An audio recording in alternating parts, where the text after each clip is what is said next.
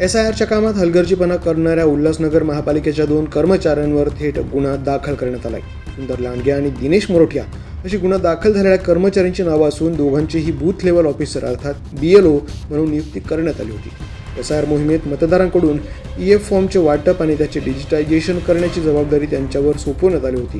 मात्र वारंवार सूचना आणि कारणं दाखवा नोटीस देऊनही कामात अपेक्षित सुधारणा झाली नसल्याचा आरोप आहे. सुंदर लांडगे यांचे फॉर्म वाटप 83.17% तर डिजिटायझेशन केवळ 22.67% झाला.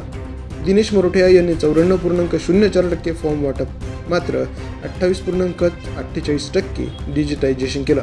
या प्रकरणी महापालिकेचे सहाय्यक आयुक्त विशाल कदम यांच्या तक्रारीवरून मध्यवर्ती पोलीस ठाण्यात लोकप्रतिनिधित्व अधिनियमाच्या कलम 32 अंतर्गत गुन्हा दाखल करण्यात आला असून पोलिसांकडून पुढील तपास सुरू आहे. द पोलीस न्यूजसाठी अनिल शिरसाट, उल्हासनगर.